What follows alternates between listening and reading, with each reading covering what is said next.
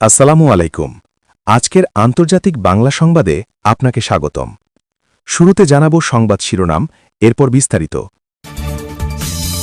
ইরানকে বিশ্বের মানচিত্র থেকে মুছে ফেলার জন্য নতুন করে পরিকল্পনা করছে ট্রাম্প নেতানিয়াহুর। স্বৈরাচারী হাসিনার মতো কি মোদী সরকারের সাথে বিএনপি সরকার বন্ধুত্বপূর্ণ সম্পর্ক গড়ে তুলতে পারবে? এ নিয়ে থাকছে বিস্তারিত প্রতিবেদন। নতুন করে ইরানে ধর্মনিরপেক্ষতাপূর্ণ রাজনীতি গড়ে তুলতে চান নির্বাসিত রাজপুত্র রেজা পায়েলভি। আমেরিকান টেলিভিশনে রেজা পায়েলভির বক্তব্য যা ভাইরাল। আবারও আকাশপথে ড্রোনের মাধ্যমে রাশিয়ায় হামলা চালাল ইউক্রেন, রাশিয়ার তামান বন্দর পুড়ে ছারখার। এতক্ষণ শুনছিলেন সংবাদ শিরোনাম, এখন শুনবেন বিস্তারিত। তবে তার আগে আপনাদের কাছে একটি ছোট্ট রিকোয়েস্ট থাকবে। আপনি যদি আমাদের এই চ্যানেলের নতুন দর্শক হয়ে থাকেন, অনুরোধ করব চ্যানেলটি সাবস্ক্রাইব করে বেল আইকনটি ক্লিক করুন। এতে করে নতুন ভিডিওর আপডেট সবার আগে চলে যাবে আপনার কাছে। ইরানের ওপর সর্বোচ্চ চাপ প্রয়োগে নতুন পরিকল্পনা ট্রাম্প নেতানিয়াহুর।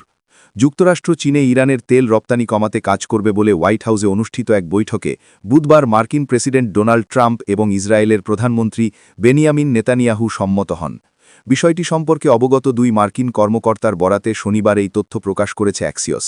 এক জ্যেষ্ঠ মার্কিন কর্মকর্তার উদ্ধৃতি দিয়ে অ্যাক্সিওস জানায়, আমরা একমত হয়েছি যে ইরানের বিরুদ্ধে সর্বোচ্চ চাপ প্রয়োগে আমরা পূর্ণ শক্তিতে এগোব।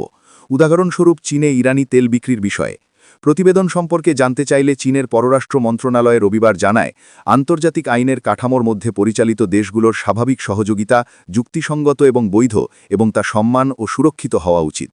ইরানের তেল রপ্তানির ৮০%-এরও বেশি চীনের অংশ। এই বাণিজ্যে কোনো হ্রাস ঘটলে ইরানের তেল রাজস্ব কমে যাবে।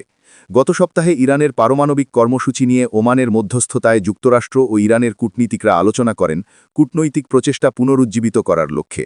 এর আগে মার্কিন প্রেসিডেন্ট অঞ্চলটিতে একটি নৌবহর মোতায়েন করেন, যখন মার্কিন সামরিক বাহিনী ইরানের বিরুদ্ধে টানা কয়েক সপ্তাহব্যাপী সম্ভাব্য অভিযানের প্রস্তুতি নিচ্ছে।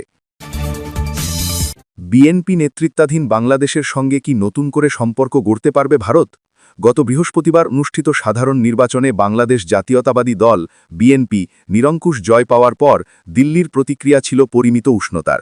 ভারতের প্রধানমন্ত্রী নরেন্দ্র মোদী বাংলায় দেওয়া এক বার্তায় বিএনপির নেতা ৬০ বছর বয়সী তারেক রহমানকে তার দলের বিজয়ে অভিনন্দন জানিয়েছেন। তিনি একটি গণতান্ত্রিক, প্রগতিশীল ও অন্তর্ভুক্তিমূলক প্রতিবেশী দেশের প্রতি ভারতের সমর্থনের অঙ্গীকার করেন। মোদী আরও বলেন, দুই দেশের বহুমুখী সম্পর্ক জোরদার করতে তিনি ঘনিষ্ঠভাবে কাজ করার অপেক্ষায় রয়েছেন। নরেন্দ্র মোদীর বার্তার সুর ছিল ভবিষ্যৎমুখী ও সতর্ক। ২০২৪ সালের জুলাই মাসে জেনারেশন জেড নেতৃত্বাধীন গণ অভ্যুত্থানের পর শেখ হাসিনা ভারতে পালিয়ে যাওয়ার পর থেকে দুই প্রতিবেশীর মধ্যে সম্পর্কের অবনতি ঘটে এবং উভয় পক্ষেই অবিশ্বাস জোরালো হয়। দেশের প্রাচীনতম দল আওয়ামী লীগকে নির্বাচনে প্রতিদ্বন্দ্বিতা করতে দেওয়া হয়নি। অনেক বাংলাদেশি মনে করেন, ক্ষমতায় থাকাকালীন ক্রমাগত অধিকারতান্ত্রিক হয়ে ওঠা হাসিনাকে দিল্লির সমর্থন দেওয়ার কারণেই সম্পর্ক এই পর্যায়ে পৌঁছেছে। এর সঙ্গে যুক্ত হয়েছে সীমান্ত হত্যা, পানি বিরোধ, বাণিজ্য নিষেধাজ্ঞা দেওয়া ও উস্কানিমূলক বক্তব্য দেওয়ার মতো পুরনো অভিযোগ। বর্তমানে ভিসা সেবা অনেকাংশে স্থগিত এবং আন্তঃসীমান্ত ট্রেন ও বাস চলাচল বন্ধ রয়েছে। ঢাকা দিল্লি ফ্লাইটও ব্যাপকভাবে হ্রাস পেয়েছে। দিল্লির জন্য এখন প্রশ্নটি বিএনপি সরকারের সঙ্গে সম্পর্ক রাখা নিয়ে নয়, বরং প্রশ্ন হল কিভাবে রাখা হবে সেটি নিয়ে। বিচ্ছিন্নতাবাদ ও উগ্রবাদ দমনের মতো নিজেদের রেড লাইন বা স্পর্শকাতর বিষয়গুলো সুরক্ষিত রেখে কিভাবে অভ্যন্তরীণ রাজনীতিতে বাংলাদেশকে আলোচনার বিষয়বস্তু করা থেকে দূরে থাকা যায়, সেটি এখন বড় চ্যালেঞ্জ। ইরানে ধর্মনিরপেক্ষ গণতান্ত্রিক রূপান্তরে নেতৃত্ব দিতে আমি প্রস্তুত, রেজা পাহলভি। ইরানের ক্ষমতাচ্যুত শেষ শাহের নির্বাসিত ছেলে রেজা পাহলভি বলেন, তিনি দেশটিতে একটি ধর্মনিরপেক্ষ গণতান্ত্রিক ভবিষ্যৎ গড়ে তোলার জন্য নেতৃত্ব দিতে প্রস্তুত। ইরানে ক্ষমতার পরিবর্তন হওয়াটাই সবচেয়ে ভালো উপায় বলে মার্কিন প্রেসিডেন্ট ডোনাল্ড ট্রাম্পের মন্তব্যের পর গতকাল শনিবার জার্মানির মিউনিখে একটি সমাবেশে একথা বলেন তিনি। ইরানের সঙ্গে উত্তেজনা কমাতে দেশটির সরকারের সাথে কূটনৈতিক আলোচনা চালিয়ে যাচ্ছে যুক্তরাষ্ট্র। গতকাল সুইজারল্যান্ড বলেছে, আলোচনায় মধ্যস্থতাকারী হিসাবে ওমান সরকার আগামী সপ্তাহে জেনেভায় নতুন দফা বৈঠকের আয়োজন করবে। আর এরই মধ্যে রেজা পাহলভি ইরানে নেতৃত্ব দেওয়ার আগ্রহ প্রকাশ করলেন। রেজা পাহলভি ১৯৭৯ সালে ইসলামী বিপ্লবের আগে ইরান ছেড়ে গিয়েছিলেন, তারপর আর দেশে ফেরেননি। এখন তিনি যুক্তরাষ্ট্রে বসবাস করেন। গতকাল মিউনিখে প্রায় ২ লক্ষ সমর্থকের সামনে বক্তব্য দেন রেজা পাহলভি। তিনি বলেন, একটি ধর্মনিরপেক্ষ গণতান্ত্রিক ভবিষ্যতে পাড়ি দেওয়ার নিশ্চয়তা দিতে আমি এখানে এসেছি। রেজা পাহলভি আরও বলেন, আপনাদের জন্য রূপান্তরের নেতা হিসাবে ভূমিকা রাখতে আমি অঙ্গীকারবদ্ধ, যাতে একদিন আমরা ব্যালট বাক্সের মাধ্যমে গণতান্ত্রিক এবং স্বচ্ছ প্রক্রিয়ায় আমাদের দেশের ভাগ্য চূড়ান্তভাবে নির্ধারণ করতে পারি। ইউক্রেনের ড্রোন হামলায় ক্ষতিগ্রস্ত রাশিয়ার তামান বন্দর। ইউক্রেনের ড্রোন হামলায় রাশিয়ার কৃষ্ণসাগরীয় তামান বন্দর ক্ষতিগ্রস্ত হয়েছে বলে জানিয়েছেন ক্রাসনোদার অঞ্চলের গভর্নর ভেনিয়ামিন কনরাতিয়েভ। এ ঘটনায় অন্তত 2 জন আহত হয়েছেন। টেলিগ্রামে একটি পোস্টে ভেনিয়ামিন কনরাতিয়েভ জানিয়েছেন, তেলজাত পদার্থ, গ্রন, কয়লা এবং অন্যান্য পণ্য পরিবহনের জন্য গুরুত্বপূর্ণ এই বন্দরের ভোলনা গ্রাম সংলগ্ন অংশে একটি তেল সংরক্ষণ ট্যাঙ্ক, গুদামঘর এবং কয়েকটি টার্মিনাল ক্ষতিগ্রস্ত হয়েছে। গভর্নরের তথ্য অনুযায়ী বন্দরে সৃষ্ট নানা আগুন নিয়ন্ত্রণে রাখতে 100 জনেরও বেশি কর্মী কাজ করছেন।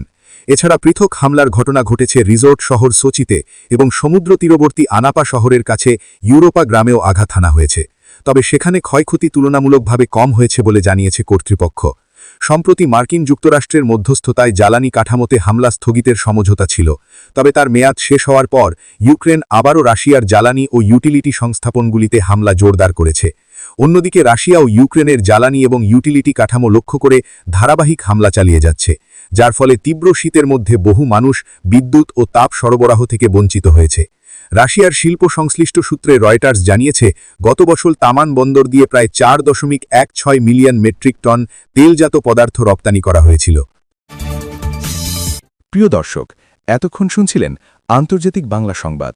ভিডিওটি ভালো লাগলে একটি লাইক করুন, কমেন্ট করে জানান আপনার মূল্যবান মতামত, শেয়ার করে ছড়িয়ে দিন আপনার বন্ধুদের মাঝে। ভালো থাকবেন, সুস্থ থাকবেন। আসসালামু আলাইকুম ওয়া রাহমাতুল্লাহি ওয়া বারাকাতুহু।